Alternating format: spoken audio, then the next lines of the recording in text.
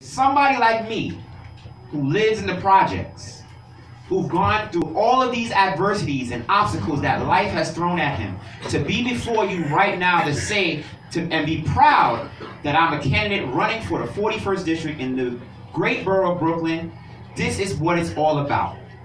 President Obama challenged us. If you don't like what you see in your communities, talk to people, grab petitions, and run for office. I personally answered that call. And if you check out my website, and I have palm cards that will be passed around, www.citizensforjamel.com, you will see an expansive vision plan where each and every one of us can work together on, because it's important that you are at the table with me. It's important that you are transparent with me as I am with you. It's important that I stand alongside you on everyday issues, and someone that is addressing the issues that our community needs, who's been firsthand a witness to what we have described in our communities. We're tired of the same old people who come in and say that they have all these things, and when they get into office, you have a better chance of getting summer jam tickets than getting to sit down with your elected official. I'm the person that grew up with humbleness, fortitude, and perseverance, and this is what I'm all about, so I'm willing to take any questions at this time. My name is Jamel Henderson. Thank you very much. Okay? You want to dive very quick? Okay, yes. Okay, so you said you're not as experienced as the other candidates, but you have a story, you have passion, you live in NYCHA Development, Kingsborough. Okay, how is your story and passion going to erase the NYCHA deficit that we have right now? Because Brownsville, which is a majority of your district, has the second largest concentration of NYCHA housing in the city. So how is that passion story going to correct that issue? Well, first and foremost, as you take a look at my vision plan, I have created an initiative called Moving On Up. I got that inspired by the Jeffersons, if you watch the Jeffersons. Because what's happening is, I know, like I said, I've been a Proud resident for 11 years, but I know that I will be moving on. I've got the credentials that I need to move on, all right? And it's important that my story inspire people who currently live in housing, because they're not hearing realistic heroes in our communities that live in the same circumstances that they are. And so if I'm able to inspire and make a difference, to encourage them that even if you don't go to school, if you don't go to college, if you're able to acquire some type of certification or vocational training, give yourself the opportunity to move up and out of that circumstance, so that way other people who are waiting behind can get an opportunity. Because we know the public waiting list for people who are living in housing is nearly 3 to 4 years. And there are people who are just sitting there occupying it and not doing anything with their lives to move forward and giving somebody else a shot. What I have is a shot.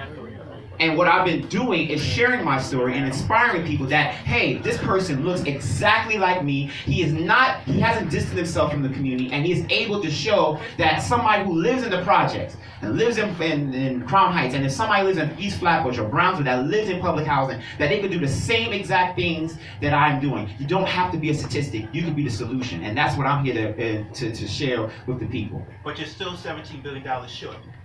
Okay. And that's why I say the maintenance, how is that story going to help with the funding for the $17 billion deficit? The story's amazing. Am I allowed to follow up that question, or I have to take the next one? You should take the next one. You should.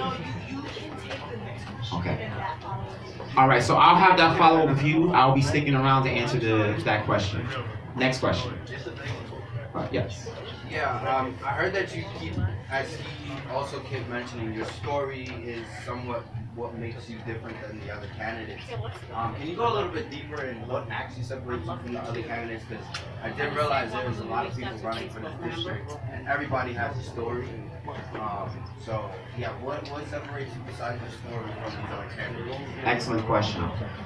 What separates me is the ability and the encouragement to go out and speak to each and every person in the community.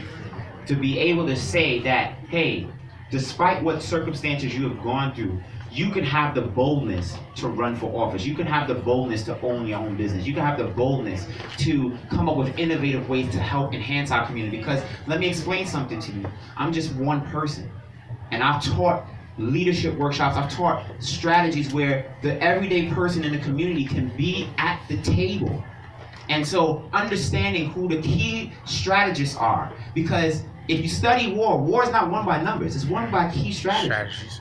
And so I would need you all to be encouraged to be participating in civic engagement, understanding what community boards are all about, understanding the participatory budgeting process, understanding that you can testify at City Hall on an issue that matters most, because many people in our communities don't understand that. So it's my job to empower you and to energize you that, hey, you too can be at the table alongside with me. Having an independent mindset. I'm not a part of any Democratic club, but I am a proud Democrat, but I have an independent mindset where, in the great words of the Honorable Shirley Chisholm, I will be unbought and unbossed. So that's what I'm all about. Thank you all so much, and have a great evening.